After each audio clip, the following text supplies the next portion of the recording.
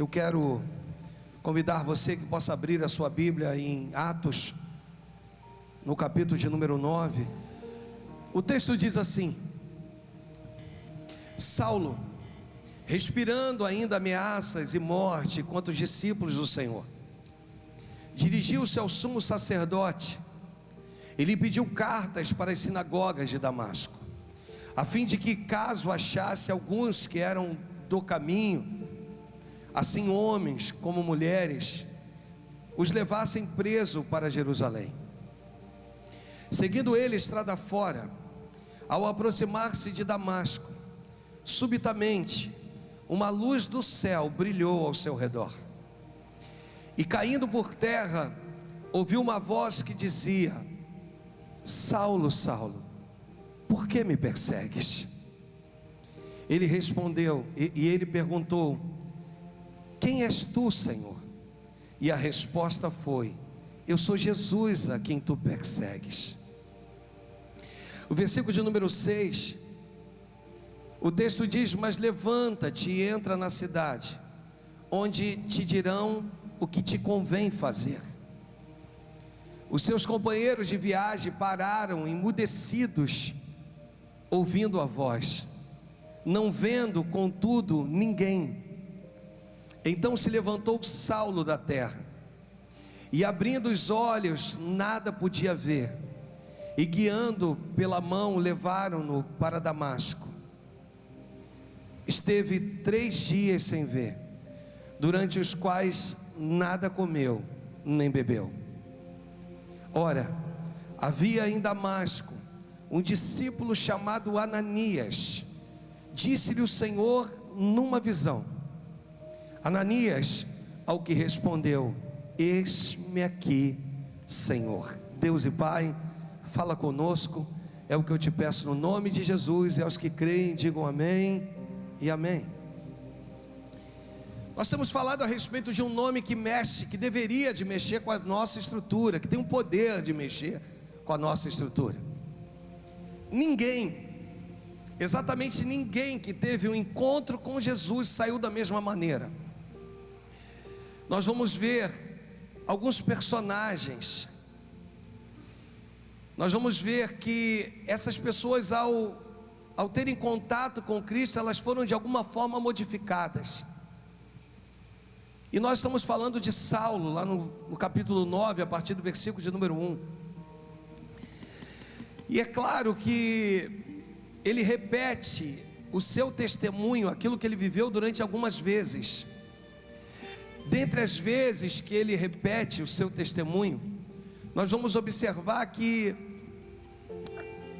em Atos, lá no capítulo 26, a partir do seu versículo de número 13, onde ele está ali tratando com o rei Agripa, ele diz o seguinte: ao meio-dia, ó rei, indo eu caminho afora, vi uma luz no céu, mais resplandecente que o sol, que brilhou ao redor de mim e dos que iam comigo. E caindo todos nós por terra, ouvi uma voz que falava em língua hebraica: Saulo, Saulo, por que me persegues? Dura coisa é recalcitrares contra os aguilhões.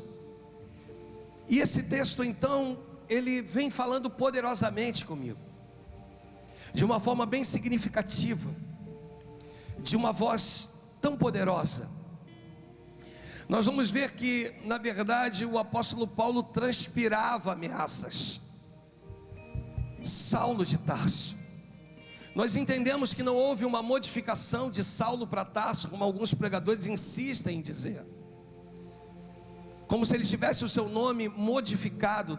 Não, na verdade, Saulo era o seu nome hebreu, porque era uma homenagem ao grande rei Saul, que significava grande. Saulo era grande. E Paulo, o seu significado era pequeno. Falamos disso no domingo passado. Como que alguém tão grande podia ser parado de alguma forma, se o Senhor então não o fizesse ver que dura coisa é recalcitrares contra os aguilhões? E Deus então, através de Cristo, para o apóstolo Paulo. E nós vamos ver assim, de uma forma muito clara, que ele sai com as cartas de Jerusalém para Damasco, coisa de uma semana de viagem, mais de 250 km de distância. E ele está muito convicto, sabe? Ele está muito convicto de que ele vai cumprir aquilo que está no coração dele. Ele tem as cartas na mão. Para ele, na verdade, ele vê concluído o seu propósito. O propósito era prender, o propósito era matar, o propósito era aniquilar um pequeno grupo de homens e mulheres que haviam se rendido ao Senhor Jesus. Eles o chamam de seita, dizem aqueles que servem o caminho. Nós entendemos como o próprio Cristo. E nós vemos aqui Paulo tão conclusivo em tudo isso. Ele tão certo que ele chegaria em Damasco. Nesse caso aqui, eu que ministro sobre ciclo, falei disso um outro dia. Nesse caso aqui, o Senhor não espera ele terminar um ciclo, não espera que ele chegue em Damasco. Ele é interrompido antes de chegar em Damasco. Hoje o Espírito Santo vai me levar aqui a te conduzir a uma linha de raciocínio e de pensamento. Existia um grupo pequeno de judeus que haviam se convertido ao Senhor Jesus. E esse grupo, ainda que fosse aumentando e crescendo com o passar de dias, esse grupo ainda era muito pequeno, muito simples, muito indefeso. Outrora os discípulos tinham Cristo para o ajudar, sabe? Agora esse grupo, parte deles não tiveram contato com Cristo, só ouviram falar. É um grupo que se sente amedrontado. É um grupo que tem medo de ser preso, tem medo de ser morto, tem medo de ser fragmentado, de ser destruído. Existe de um outro lado Saulo muito forte, que monta no seu cavalo com um objetivo muito claro, muito verdadeiro. Ele é alguém muito cirúrgico no que ele veio para fazer. Ele sabe quais são os propósitos que foram estabelecidos no seu coração. E por um outro lado, há um grupo sem ter muito o que fazer. Nós vemos uma intervenção de Cristo por esse grupo. Esse grupo que tem um codinome, são chamados de cristãos. Cristãos porque são pequenos cristos. É um Cristo que foi elevado aos céus, mas que contempla os seus pequeninos. Você está entendendo? Por favor, diga amém. Eu quero te levar hoje a uma linha de raciocínio de pessoas que de uma certa feita têm sido injustiçadas, caluniadas, perseguidas, que já não sabem mais o que vão fazer. Parece que quem trama contra a tua vida conspira um nível de ameaça, um nível de destruição. O olhar é destrutivo. Eles não te olham com o olhar de alguém que vão de ser relevantes, vão de ser misericordiosos. Não, eles te olham com o olhar destrutivo, com o olhar de aniquilação, com o olhar de alguém que te vê tão pequeno. Outrora você servia aos espíritos imundos e eles te respeitavam, eles tinham medo. Hoje você serve a um Deus vivo e eles não temem isso. Eles insistem contra a tua vida. Um grupo tão pequeno, com alguém que se julga tão forte, com alguém que se julga tão poderoso. Esse Jesus tão maravilhoso pergunta para ele: por que tu me persegues? Eu vou olhar nas escrituras, e Eu nunca vi Jesus reclamando de perseguição. Eu nunca vi Jesus, muito pelo contrário, Ele vai me mandar orar por aqueles que me perseguem e amar aqueles que me odeiam. Agora eu vejo um Cristo virando para Saulo dizendo: por que que tu me persegues? Por que que tu resolveu tocar nos meus pequeninos? Pega no teu espírito, porque Deus vai começar a falar com você aí. Por que que tu resolveu tocar nos meus pequeninos? Eu estou interrompendo isso. Hoje o meu Deus me manda virar para a igreja, para a Nova Unção, e para você que está me assistindo, dizendo: hoje é noite de interrupção. Deus está interrompendo os planos do maligno a teu respeito. Eles queriam acabar, te destruir, mas hoje Jesus, aquele que morreu na cruz por você, está dizendo: eles são meus nessa terra. Ele sabe que você tem defeitos, Ele sabe que você é pecador, mas Ele te separou. Você entendeu isso? Diga amém. Ai de quem tocar nos meus pequeninos. Ai de quem tocar nos meus pequeninos. Pegou aí? Ai de quem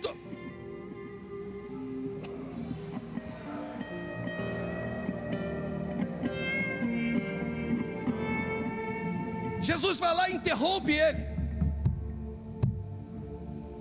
E é interessante que aqui fala de uma queda. E aqui diz que ele fica cego. Ficou cego pela luz que brilhou? Não. Porque se fosse pela luz, todos os outros companheiros do apóstolo Paulo ficariam cegos. Ficou cego pela contemplação do próprio Cristo. Então eu quero te dizer: se estão se levantando contra a tua vida, Jesus, aqui não é igreja que a gente vai cair, vai destruir, você vai ver o teu inimigo, não é nada disso. Mas se estão se levantando contra a tua vida, estão se levantando contra o próprio Deus. Se estão falando de você, estão falando do próprio. Você entendeu? Diga amém.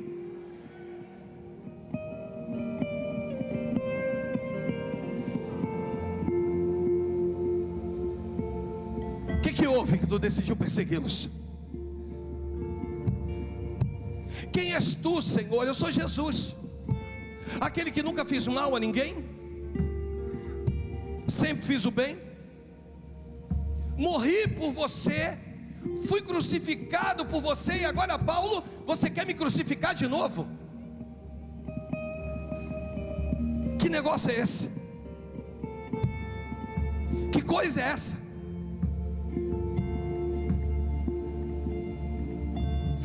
Antes os meus discípulos tinham a mim, por isso eles se sentiam fortes. Hoje os meus pequeninos têm o Espírito do Pai. A Bíblia diz, irmãos, que quando Estevão estava sendo apedrejado, você conhece o texto? A Bíblia diz que o céu se abre, e enquanto ele está sendo apedrejado, em meio à dor, o céu se abre, e ele contempla a destra, ele contempla o trono de Deus, e a destra do Pai um trono vazio, porque aquele que ocupa o trono estava de pé, inclinado para ele. Olha nos meus olhos, o meu Deus hoje manda liberar para essa igreja, para a tua vida, que tem coisas que tu achou que passou desapercebido, mas há um Deus de justiça, que vira e diz: você é meu, tocar em você, tocar em mim, tocar em você, tocar em mim, tocar em você, tocar em mim. Eu sou o Deus capaz de paralisar o adversário e o inimigo a teu favor e por você. Você está entendendo? Diga amém. Agora é claro que a minha guerra, repita comigo, a minha guerra não é contra a carne ou sangue. Pegou isso? Porque o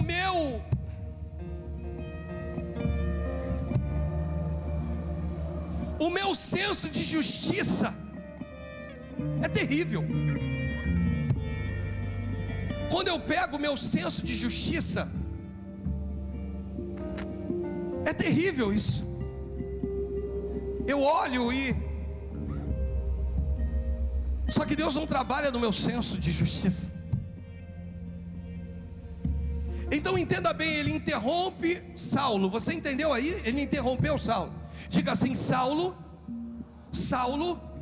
não chegou em Damasco. estava próximo e não cumpriu o propósito, estava próximo de cumprir. Pegou para a tua vida, o teu inimigo pode estar à porta, mas ele não vai entrar. O teu inimigo pode estar insistindo contra a tua vida, mas ele não tem poder. O teu inimigo pode continuar dizendo: eu vou aniquilar, eu vou destruir. Ele tem vontade, mas você é lavado e remido pelo sangue do Cordeiro. Você é eleito, você é eleita. Só que, por enquanto, até esse ponto da mensagem, eu estou lembrando de algumas canções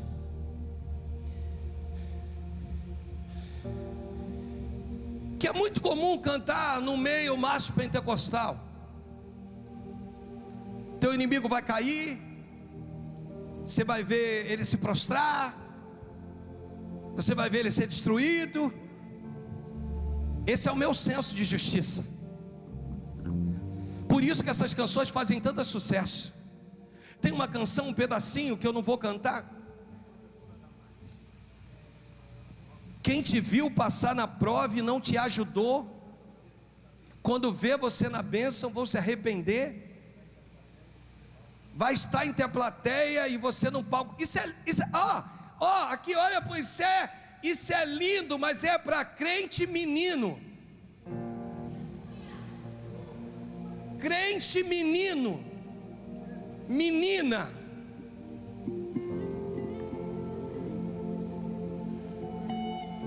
Porque a verdade, aí o texto em Isaías, lá no capítulo 64, no seu verso número 6, começa a abrir os meus horizontes. Olha o que diz o texto: mas todos nós somos como imundo, e todas as nossas justiças como trapo de imundícia. O que é isso, pastor? Olha para o pastor, porque agora eu vou te chocar. Uma palavra chamada absorvente é nova, irmãos. Esse protetor é novo, é algo novo. Novo que eu digo de anos para cá. Mas há anos atrás, as nossas mamães não usavam absorvente. O trapo de imundícia aqui que está dizendo que a minha justiça são esses panos que eram usados, que retinham uma secreção, um líquido que vocês mulheres a cada mês põem para fora. Esse é o meu, a minha justiça é isso aqui, ó. O crente maduro, ele vai hoje começar a entender que você é um pequeno Cristo, diga amém. Que ele vai se levantar a teu favor, diga amém. Que se estão te perseguindo, ele está interrompendo o ciclo da perseguição, diga amém. Mas eu hoje vim aqui te dizer que existe um Deus que é justiça, que do mesmo jeito que operou na tua vida, vai operar na vida daqueles que te perseguem. Do mesmo jeito que tem operado na tua vida, vai tocar esses que te fizeram mal lá atrás. Eles vão vir, eles vão se render a Jesus, eles vão se curvar ao Evangelho, eles vão se curvar a Cristo. Isso é a justiça de Deus.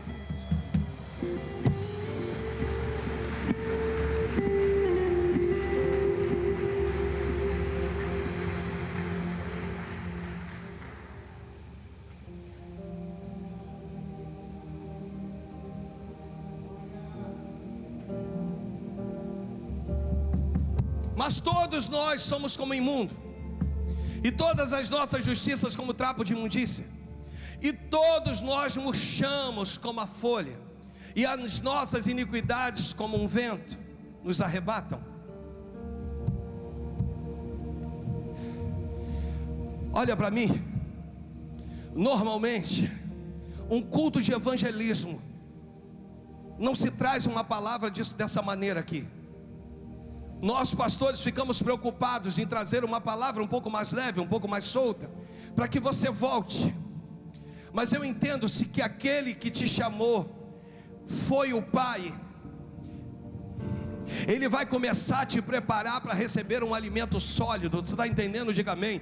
1 Coríntios, capítulo de número 3. Ele começa a preparar a igreja para uma coisa mais sólida. Chega de superficialidade. Nós estamos vivendo diante de uma igreja do superficial. Olha o que diz esse texto: eu, porém, irmãos, não vos pude falar como a espirituais, e sim como a carnais, como criança em Cristo. Leite vos dei de beber, não vos dei alimento sólido, porque ainda não podieis suportá-lo, nem ainda agora podeis, porque ainda sois carnais. Versículo 3: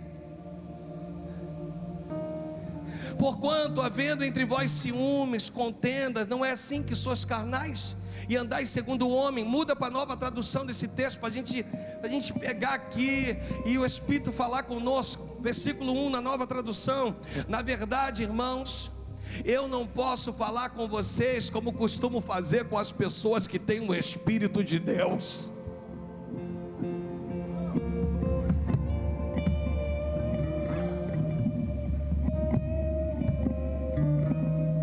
Tive que falar com vocês como se vocês fossem pessoas do mundo. Que isso, amados? Para um cristão, esse texto aqui, desculpa, é uma vergonha para nós. Não estou desmerecendo o texto, não. Ele é tão profundo que eu me sinto envergonhado quando eu me vejo, talvez, fazendo parte dele. Vou ler de novo. Na verdade, irmãos, eu não pude falar com vocês como costumo fazer com as pessoas que têm o Espírito de Deus. Tive que falar com vocês como se vocês fossem pessoas do mundo, como se fossem criança na fé cristã. Versículo 2, para a gente ir. Tive que alimentá-los com leite e não com comida forte, pois vocês não estavam prontos para isso. E o pior, e ainda não estão prontos. Existem coisas que aguçam a membresia. É tão bom ouvir que ele vai fazer, e ele vai fazer, diga amém por isso. Mas do jeito que ele tem o poder de fazer na tua vida, ele também tem o poder de fazer na vida e daqueles que têm te perseguido, se levantaram contra você. Entenda uma coisa: você já entregou para o Senhor. Deixa que agora é o Espírito Santo que vai fazer. Se Ele quiser abater, Ele abate. Se Ele quiser exaltar, Ele exalta. Não, está nas mãos dEle. Está nas mãos dEle. Está nas mãos dEle.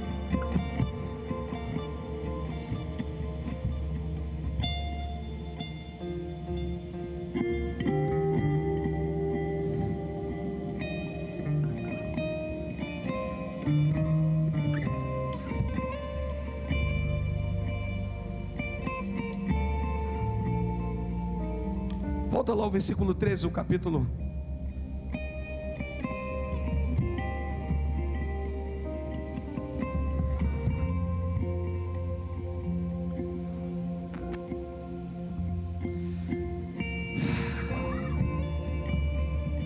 Versículo 13 do capítulo de número 26.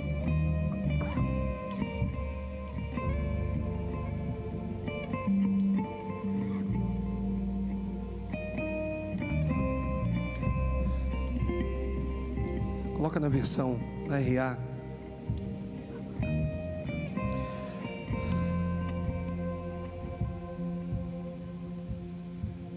Ao meio-dia, ó rei, indo eu caminho fora, vi uma luz mais resplandecente que o sol, que brilhou ao redor de mim e dos que iam comigo. E caindo todos nós por terra, ouvi uma voz que falava em língua hebraica.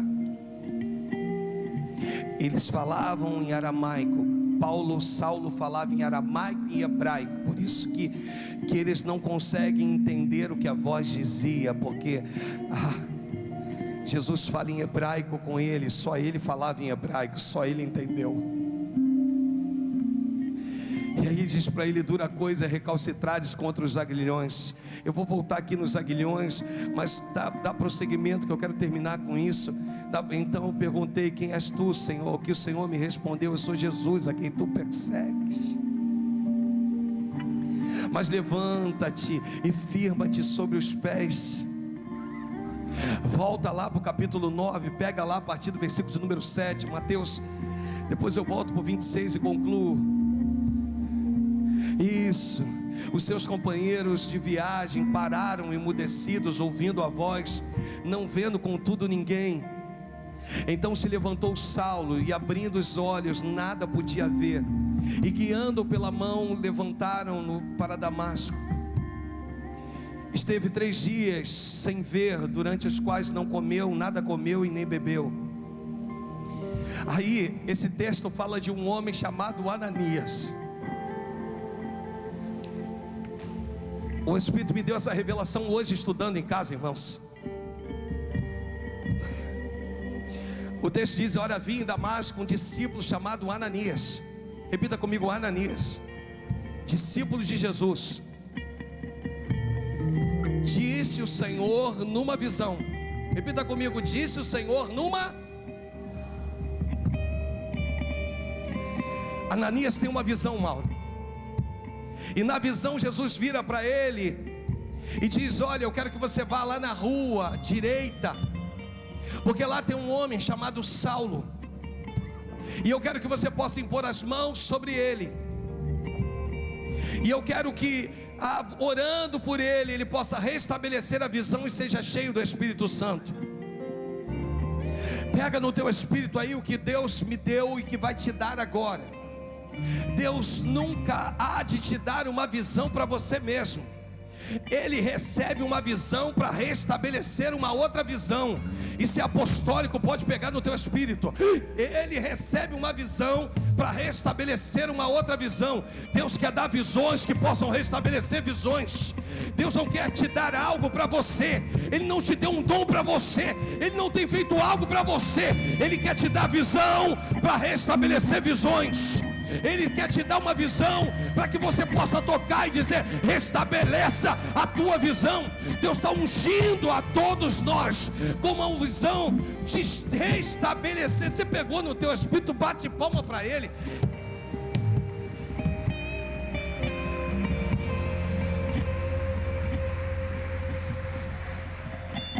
O Senhor falou profundamente ao meu coração: nada do que eu vou fazer na sua vida é para você.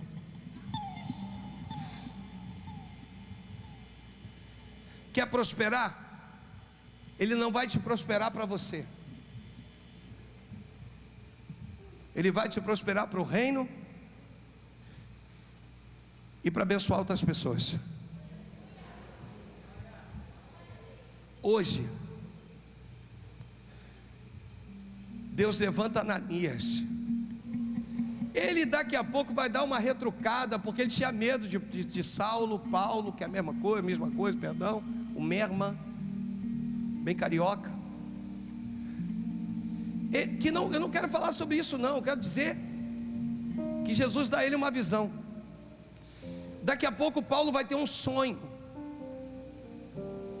porque agora a visão vai de encontro ao sonho. Ah, meu Deus do céu. A visão vai de encontro ao sonho.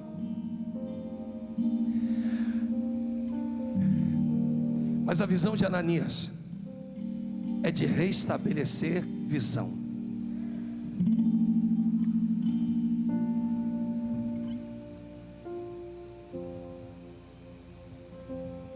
Mas eu encerro agora.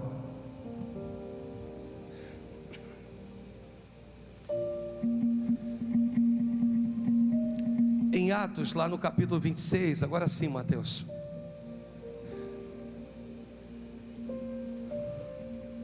No versículo seguinte, coloca o 14 para gente. E fica nele, por favor, que eu encerro nele por enquanto. O texto diz assim: e caindo todos nós por terra, ouvi uma voz que me falava em língua hebraica: Saulo, Saulo, Tem todo um significado espiritual e muito espiritual em tudo isso. Saulo é o último. Saulo, Saulo, por que me persegues? Aí o texto diz: dura coisa é recalcitrares contra os aguilhões. Recalcitrares significa dar coice em si mesmo. Coices em si mesmo. Aguilhões significa algo pontiagudo. Então recalcitrares contra os aguilhões é dizer de alguém que insiste em dar coice em si mesmo, se ferindo em lugares pontiagudos. E existem algumas coisas aqui, porque eu fui perguntando para Deus: Senhor, o que seria isso, dar coice em si mesmo? E estudando eu vi pelo menos 6 coisas. Os que dão coice em si mesmo são aqueles que reprimem e sufocam as convicções da sua própria consciência. Você sabe que não é certo, mas você faz. Você sabe que não é certo, mas você insiste.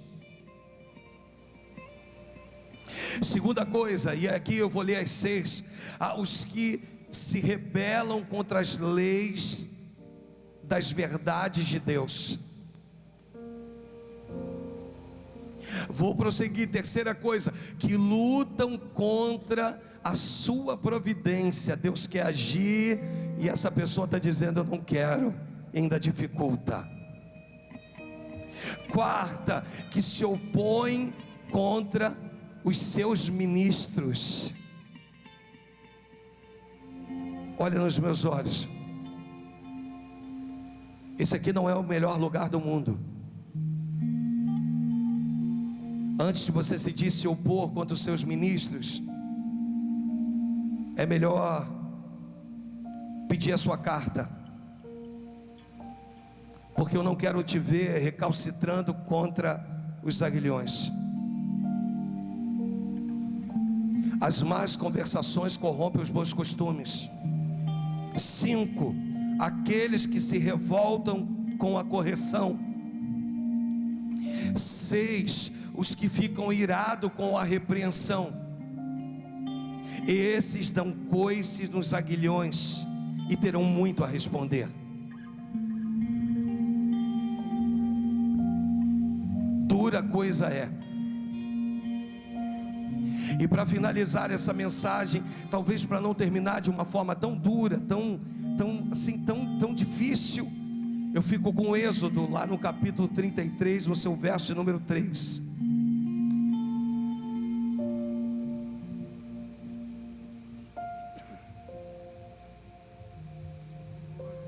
O Senhor vira e diz: sobe para a terra que mana leite e mel.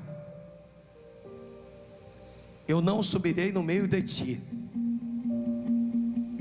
porque és povo de dura cerviz, para que não te consuma eu no caminho. Deixa eu ler mais uma vez. Sobe para a terra que mana leite e mel. Eu não subirei no meio de ti, porque és povo de dura cerviz. E aí, amados, eu fui procurar um texto básico e diz o seguinte: povo de dura cerviz. Assim o Senhor define os filhos de Israel no deserto. O que é cerviz? Cerviz é o mesmo que nuca, a parte posterior do pescoço. Quem lida com gado sabe que o animal que tem dura cerviz não é apropriado para receber a canga. O que é a canga? É aquela madeira que une um animal no outro, para que eles possam caminhar no mesmo passo. E o texto continua aqui dizendo: logo, não será muito útil para o trabalho no campo, porque não se submete ao comando do boiadeiro.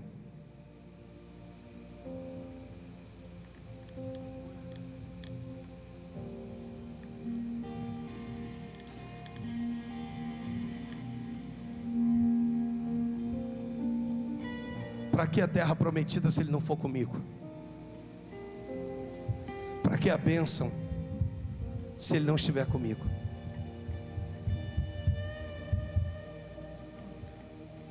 Dura coisa é recalcitrares contra os aguilhões.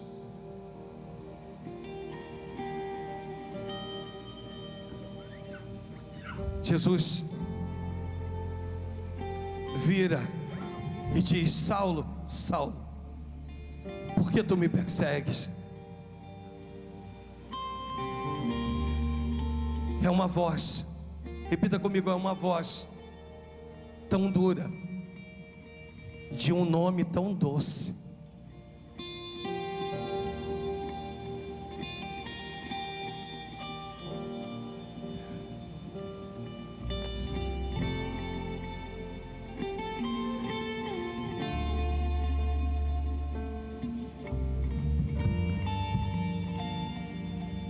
No versículo 15,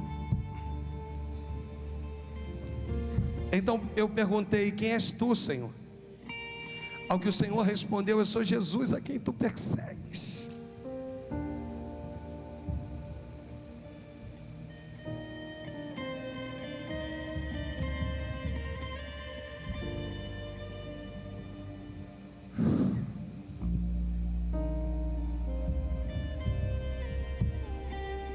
Eu sou Jesus a quem tu está perseguindo.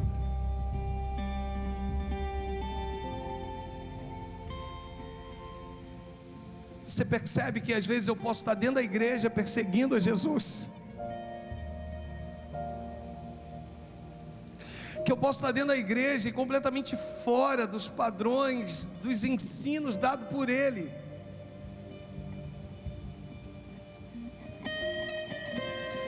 Mas essa é mais uma noite que o Senhor toma o pastor da igreja para poder alimentar a igreja com uma mensagem sólida, sabe, irmãos?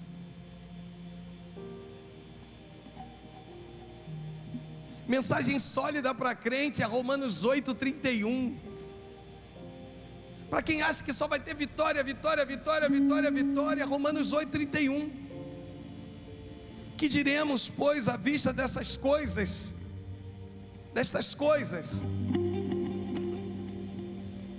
Que diremos, pois, à vista destas coisas? Alguém foi acometido de enfermidade na minha casa, dessa pandemia, pastor, que eu não vou dar um nome. Alguém pegou, foi infectado. Que diremos, pois, à vista destas coisas? Deus permitiu. Mas se Deus é por nós, quem será contra nós?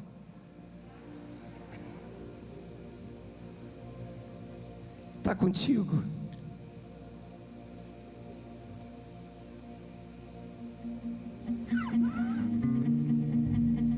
Teu nome mexe. Teu nome mexe com a minha estrutura. Posso repetir? Teu nome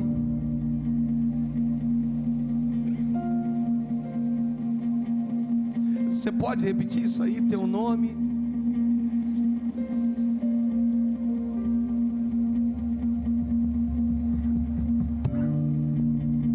você pode repetir mais uma vez? Teu nome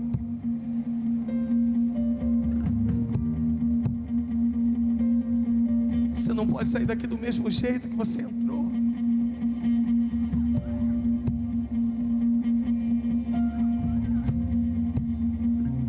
Não importa quanto tempo você tem de cristão, não importa quanto tempo você tem de evangelho, não importa. O que importa é que tem um nome que continua mexendo com a nossa estrutura, que arranca lágrimas de nós, sabe? Que arranca suspiros de nós. Que arranca, Deus. Obrigado, Senhor.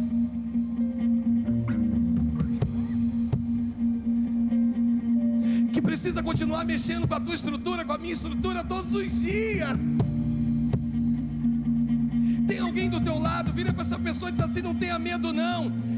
Não é o inimigo, é só o teu Deus mexendo com a tua estrutura.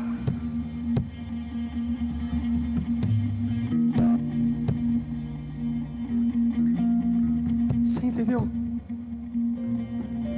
Eu quero fazer um apelo diferente hoje. Nós vamos cantar. E você vai ficando de pé à medida que você sentir esse nome, sabe? Mexendo com a tua estrutura.